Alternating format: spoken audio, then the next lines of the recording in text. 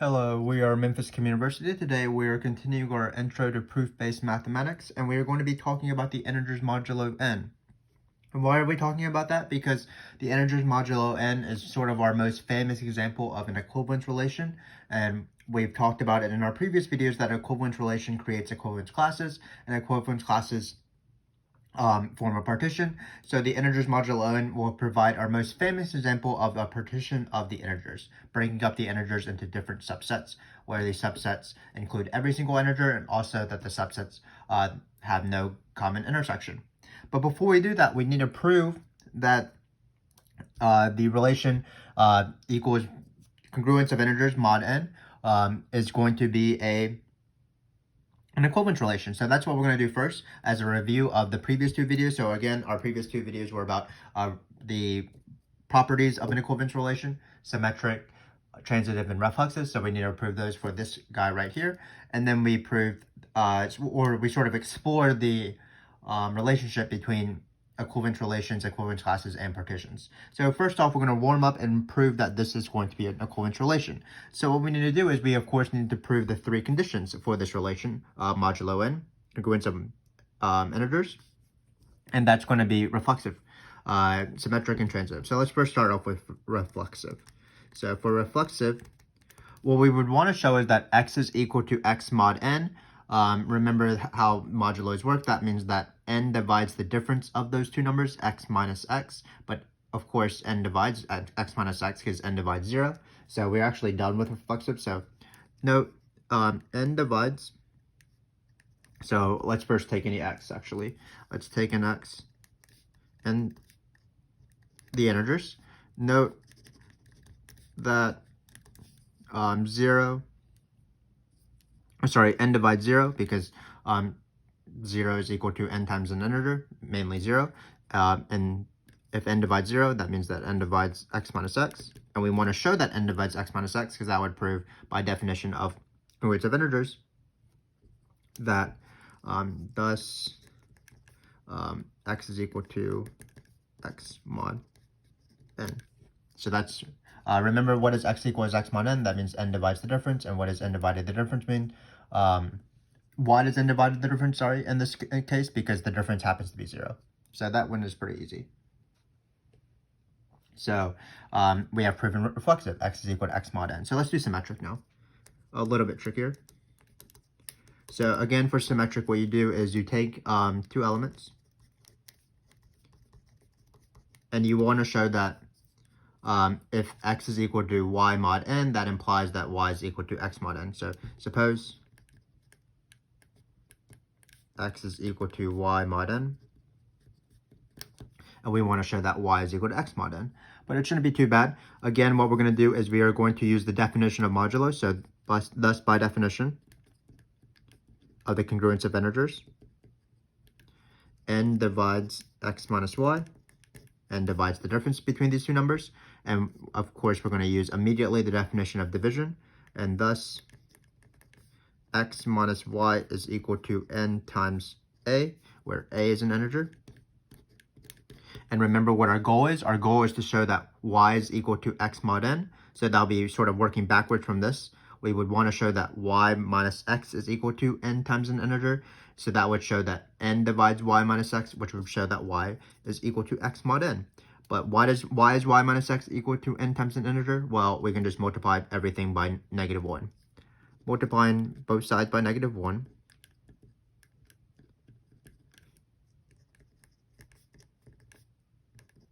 Negative x minus y, of course, is the same thing as y minus x. So we would have y minus x is equal to negative na, which we can write as n times negative a, and a is an integer, or negative a is an integer, because a is an integer. So that means that, sort of working in the reverse, we have shown that y minus x is equal to n times an integer. That means thus n divides y minus x, because that's the definition of division, and also further on, y is equal to x mod n, because that's the definition of congruence.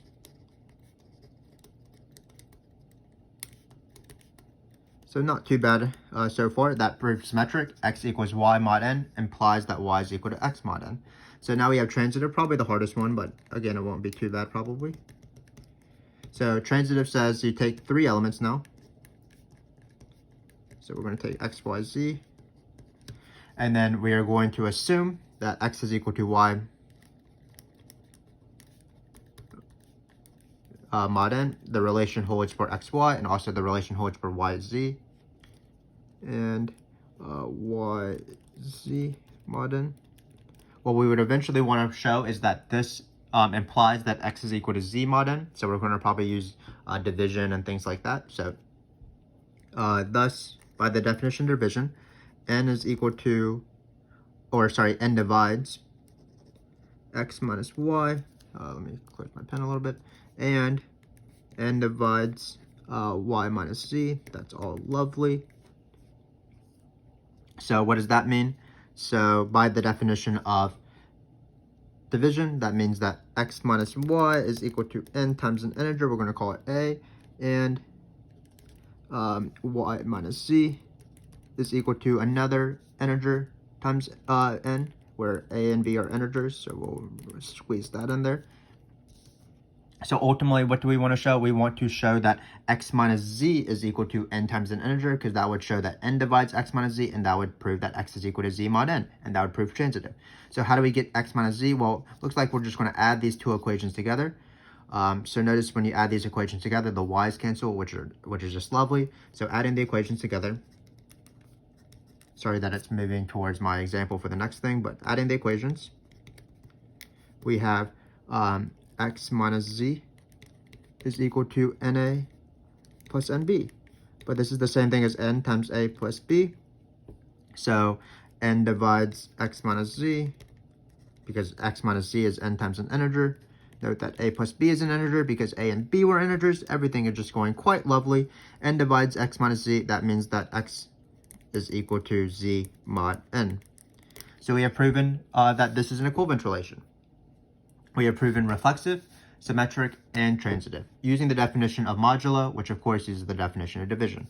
So now that we know that this is an equivalence relation, what we can do is we can start considering the equivalence classes, because equivalence relation forms equivalence classes, which of course partition the integers. So what we're going to do is we're going to take a concrete example. We're going to take, started out a new set, but we're going to take the n to be 6 as our concrete example, and that's going to form 6 classes. So I wrote them all out for us, so I didn't have to write it in this video. But basically, what's the equivalence class of 0, for example? Well, it's all the elements by definition where x is equal to 0, mod 6. That means that 6 divides the difference between these numbers, and here are some examples. 0, 6, 12, 18. You just keep adding 6 every time, and you also keep subtracting 6. So that's why I didn't actually need the equivalence class of 6, because the equivalence class of 6 is actually the equivalence class of 0. Remember, we proved in a previous video that if the relation holds on 2 elements, that means that their equivalence classes are the same. So because 0 is equal to 6 mod 6, that means that the equivalence class of 0 is the same thing as the equivalence class of 6. So you could have written this as the equivalence class of 6 if you want. And similarly, these are the other equivalence classes of 6. So for example, the equivalence class of 1 is all the integers where x is equal to 1 mod 6. That means, of course, that 6 divides x minus 1, and what it's going to be are these numbers right here, 1, 7, 13, 19, and so on. And you can look at sort of the equivalence classes of the other numbers, 2, 3, 4, and 5, where keep in mind that these equivalence classes, of course, have an infinite number of integers. You just keep adding 6, starting off with 5. And while we represent these equivalence classes with 0, 1, 2, 3, 4, 5, but you could have represented them in any number that is in the equivalence class. So for example, we could have called them, if we were sort of insane, we could have called them the equivalence class of 18, 19, 20, 21, 22, and 23, and that would be that would have been equivalent. For example, the equivalence class of 4 is all the numbers x is equal to 4 mod 6, but that's the same thing as all the numbers that are equal to x is equal to 22 mod 6. So again, what we're doing is we're sort of breaking up all the integers, and we're breaking it up into different groups. Notice that this is a partition because every single integer is included, and note that for any 2 subsets, any 2 equivalence classes, they share 0 intersection. So or they have zero intersection. So hopefully this made sense. This is our concrete example. We do have an equivalence classes do form a partition and things like that. And just keep in mind that we are representing our equivalence classes by sort of the natural choice, but we could have written it as any choice because of things we previously proved in a previous video, which was mainly that if the relation holds, the equivalence classes are the same. So while these are natural representations of our equivalent or representative elements of our equivalence class, like 3 is a nice representative of this equivalence class. It could have been 9, it could have been 15, it could have been 21, it could have been the next number, which you find by adding 6, so it would be 27. So and so on. So hopefully that made sense. And now let's practice with some equivalence classes. So what's interesting is that, again, equivalence classes and integers modulo n is the most famous sort of example of equivalence classes. And what's interesting is that while these are sets, of course, because they're big sets, we can actually define multiplication and addition to these sets. So basically what we're doing is we're taking these two sets, and what we're going to do is, how do we add these equivalence classes? What we do is we take a representative element of both, and then we will just add them, and then you form a new equivalence class. You find, so the equivalence class of A and plus the equivalence class of B will be the equivalence class of A plus B. And what's interesting is that you can actually choose any element as your representative, and this definition is sort of rigorous and holds. You might be wondering, well, what if you choose different representatives? Would you still get the same equivalence class? So for example, let's say you take the equivalence class of 1 plus the equivalence class of 2. Well, we could have represented those as the equivalence class of 7 and the equivalence class of 8. If you add those two elements, will you get the same equivalence class? And we're actually going to prove that it holds for multiplication, and then later on you can prove it by yourself that it holds for addition. But again, the interesting thing is that we're adding a layer of operations. Not only do we have the integers, we have operations on the equivalence classes themselves. So for example, if you want to practice, well, what's for the equivalence class of 3 plus the equivalence class of 4? That's going to be the equivalence class of 7, which is the same thing as the equivalence class of 1. So you start writing some weird sort of facts, but remember that we're not dealing with integers, we're dealing with the equivalence classes. So again, in this example, you would have 3 plus the equivalence class of 4. That's the same thing as the equivalence class of 7, which is the equivalence class of 1. So you have these weird things where you're writing like the equivalence class of 3 plus the equivalence class of 4 is 1. And that looks kind of weird. 3 plus 4 is 1. But again, we're doing integers modulo n. So if you want to practice another one, for example, what's 2 times 5? The equivalence class of 2 times the equivalence class of 5, that's the equivalence class of 10. And 10 has remainder 4 when you divide it. So 10 minus 4 is divisible by 6. So this is going to be remainder 4. So that's what we're going to do. So what we're going to do eventually is we're going to form the addition table and the multiplication table for integers modulo n, or modulo 6 to be precise. And what we do is for every single element, you just either multiply or you add the representative elements, and then you look at the division. You divide 6 and you look at the remainder. And when you look at the remainder, that will be your equivalence class that you want, because we're dealing with integers modulo n. And two elements are in the same class if the remainder is the same when you divide by 6, which is another way to say is 6 divides their difference. So let's just rigorously define this before we start. So let's say we have any integer n, we were taking 6. There's going to be n equivalence classes starting at 0 going to n minus 1. But again, these are just representative elements that are the most natural, but you could have represented it in various ways. So you could have represented it as n plus 1, n plus 2, and so on. And what we're going to do is we're going to form a new set called Zn, and this is the integers modulo n, and it's this set right here. And what's interesting about this set is that while it is a set of sets, each of these are equivalence classes, we can actually add and multiply them according to these rules. So let's practice that. So again, we're going to do addition first. So what's 0 plus 0? The equivalence class is 0 plus 0. So I don't want to keep saying the words equivalence classes. So when I say in the next few lines or in the next few minutes, when I say 2 plus 2, I mean the equivalence class of 2 plus the equivalence class of 2. I just don't want to repeat those words. So what's 0 plus 0? Well, that's going to be 0, of course. 0 plus 1 is 1. So you can see that this first row, when you add 0, you get the same thing back. So we can finish this line pretty easily. So we're just constructing the addition table just to get a practice of congruence of integers.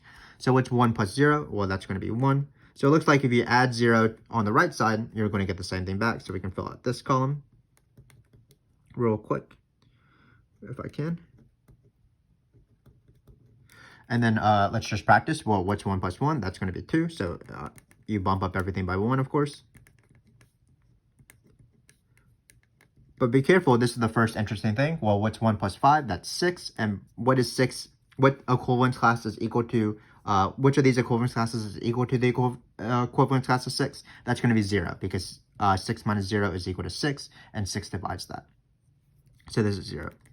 So what is 1 plus 5? It's actually 0 when you're dealing with modulo 6. So we can keep going. So this is going to bump everything up by 1 again. But when we get here, what's 2 plus 4? That is the equivalence class of 0.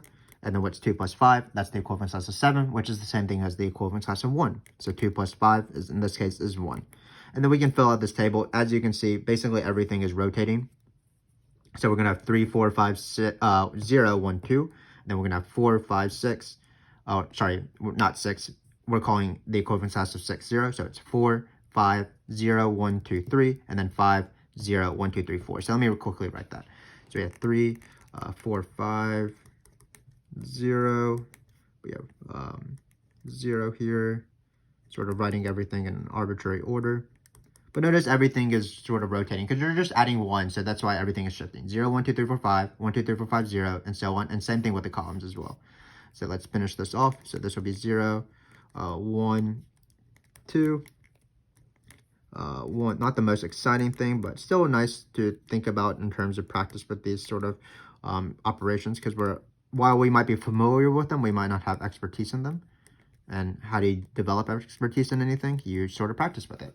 So that's the integers. Modulo 6, the addition table for that, we're going to call, that's the addition table for Z6. And now we're going to do the the multiplication for Z6, which is a little bit more interesting. So what's 0 times anything? That's going to be 0. So we have 0, 0, because 0 times 1 is 0, and 0 divides that, or 6 divides 0. And same thing, if you multiply 0 on the right, you get 0. So let's quickly fill these out. What happens when you multiply by 1? Well, when you multiply by 1, you'll get the same thing. Like the equivalence class of 1 times 5 is the equivalence class of 5. So it's going to be 1 here, 2, 3, 4. Kind of annoying to draw these brackets, but hopefully this makes sense. And then same thing, if you multiply by 1 on the right, you're going to get the same thing. So it's going to be 2, 3, 4, 5. We say that 1 is the identity element because when you multiply by 1, you get the same thing. So now let's do some more interesting things. So what's 2 times 2? That's 4. That's not that bad. But what's 2 times 3? Well, 2 times 3 is 6. But what equivalence class is 6 then? That's going to be the equivalence class of 0. So that's why it's 0. What's 2 times 4? 2 times 4 is 8. What is 8? Well, 8 is 8 minus 2 is 6, and 6 divides that. So 8 is in the same equivalence class as 2 is, because when you divide 8 by 6, you have remainder 2. So this is going to be 2. And then finally, what is 2 times 5? That's 10. That has remainder 4 when you divide by 6. So that's the equivalence class of 4. So it is pretty interesting. Notice that we have 0, for example. In this case, same thing with when we do 3 times 2. That's going to be 0 as well. 3 times 3 is 9. So looks like when we multiply 3 by itself, that's going to be itself. So it's interesting that 3 squared in this case is itself. Then 3 times 4, that's 12. That's also 0. And 3 times 5 is 3. So we sort of see some patterns here. 0, 2, 4, 0, 2, 4, 0, 3, 0, 0, 3, 0. What's 4 times 2? That's 8. That has remainder 2. So that's going to be 0, 4, 2. 4 times 3 is divisible by 6. So that's 0. 4 times 4 is 16. 16 has remainder 4. So that's 4. And then 4 times 5 has remainder 2 because that's 20. And then finally, let's finish this off. 5 times 2. We already did 2 times 5. That was 4 because it's 10. And 10 divided by 6 has remainder 4. And then 5 times 3 is 15. That had remainder 5 times 3, that's remainder 3 Sorry, doing a little math in my head. 5 times 4, that had remainder 4 as well.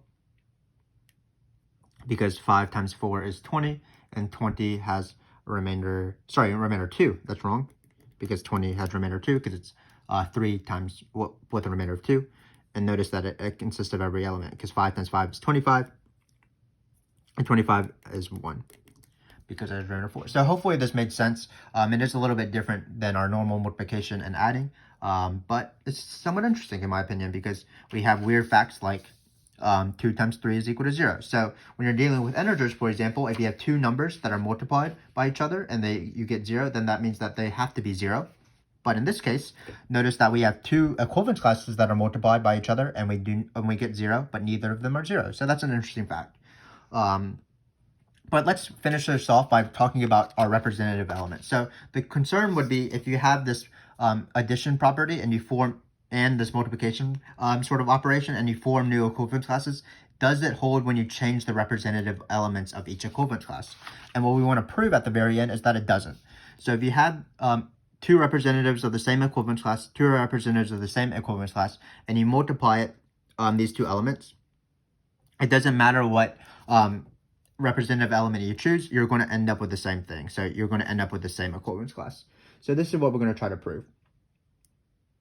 And how we're going to do it is we need to use the fact that if you're in the same equivalence class, that means that the relation holds. And we proved that in the previous video if you want to go check that out. That was the first proof in the previous video. So what we're going to do is we are going to take these givens and we are going to try to prove this. So let's first take the givens. So suppose the givens, so proof, suppose the givens. So before we want to go for the multiplication, let's just talk about what does it mean for an equivalence class of A to be equal to an equivalence class of A prime. Again, that was the previous thing. So because A is equal to A prime, what does that mean? That means the relation holds on A and A prime. And what is the relation in this case? It means that A is equal to A prime mod N. So that means that A are A prime, which means that A is equal to A prime mod N. And what does it mean for A to equal A prime mod N? That, of course, means that N divides the difference between these two things. So all these are so like because this, so this, so this, so this. And this is because of our previous video. This is the definition of the relation on this in this context, and this is the definition of congruence. And then finally, we have A minus A prime is equal to N times some X, where X is an integer. So again, this is just a series of definitions. Because these two equivalence classes are equal, that means that the relation holds on A prime. The relation isn't, in this case, modulo, congruence of integers. And what is congruence of integers? That means N divides this difference. And then what is N dividing the difference mean? That means A minus A prime is equal to N times an integer. Same thing for B. So we can just write similarly, because the equivalence class of B is equal to the equivalence class of B prime. We can do a series of steps. So it would be B R B prime, B is equal to B prime mod N, N divides B prime. But we're going to just skip to this because it's the same proof. Then B minus B prime is equal to N times another integer. We're going to call that Y. So again, all we've done so far is we've taken this guy right here and this guy right here and just sort of saw the implication of what that meant in the context of this question. So now let's try to isolate A, and let's try to isolate B because we're about to do A times B. So that's a good choice. So note A is equal to A prime plus NX, and B is equal to NY, sorry, that's NY, or let's write B prime plus NY. So let's write B prime plus NY. So why are we doing this again? So it's nice to know why we're doing this. Basically, again, what we're trying to do is we're trying to show that the equivalence class of AB is equal to the equivalence class of A prime B prime. How do you prove that two equivalence classes are equal? We use the reverse or the the opposite statement of our if and only if statement. Basically, if we can prove that the relation holds on AB, A prime B prime, which means that AB is equal to A prime B prime mod N, which of course means that N divides AB minus AB, A prime B prime, which shows that AB minus A prime B prime is equal to N times an integer. So if we can do all of that work, we will be able to prove the thing.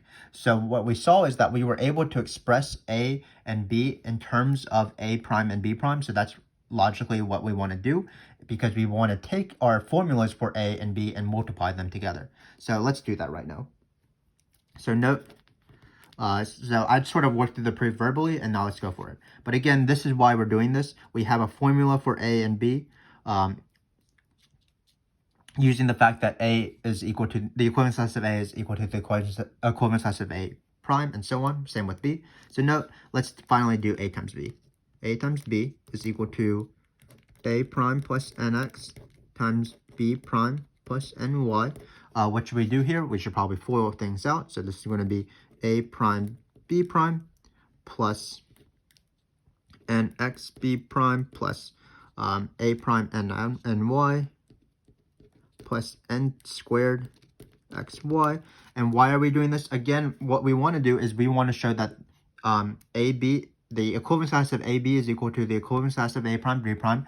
That would show that AB is equal to A prime B prime mod N, because that's what the relationship is in this case, the relation. And then to prove that, we would want to show that N divides AB minus A prime B prime. So let's find AB minus A prime B prime, because we actually have a formula that has AB and A prime B prime. So notice that AB minus A prime B prime equals, so as we're running out of room here and our pen is going out, notice that we can factor out an N here. So it's going to be N. Let me see if I can switch pens and see if it works. So we have N, and then we're going to factor out an N out of these three things because we took the A prime B prime over. How exciting.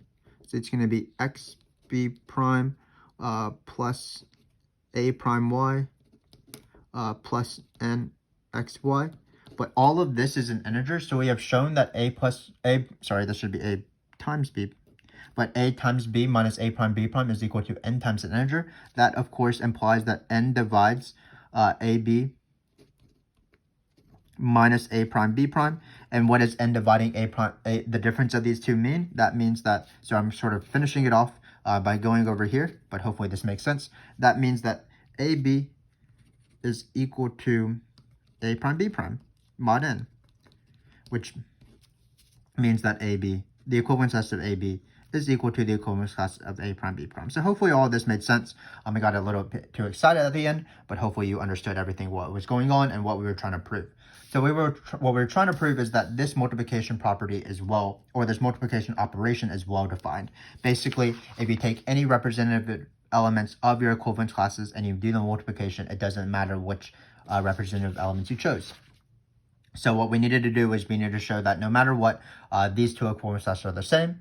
How did we do that? Well, we assumed the givens, and we used the sort of the implications of the givens to find formulas for A and to find formulas of B to be in terms of A prime and B prime respectively, so that we could get some sort of formula for AB and hope that it involved A prime B prime.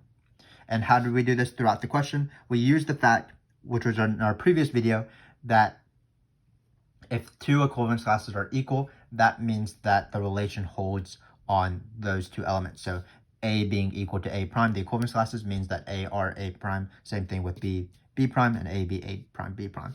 So hopefully you have some sort of understanding of congruence of integers and you found this to be interesting. We were able to not only think about the operations on the integers themselves, now we're thinking about the operations on sets of the integers, which in my opinion is pretty interesting compared to our normal math that we've been doing since calculus.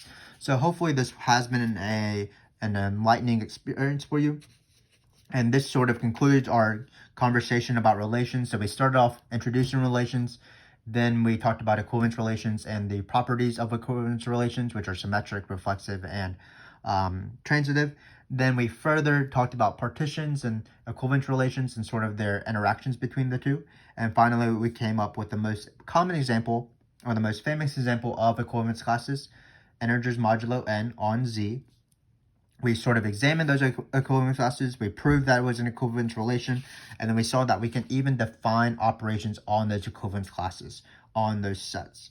So again, I feel like this has been worthwhile and has been a very productive use of time. Hopefully you'll join me in our next video, whatever that may be. Thanks again for watching.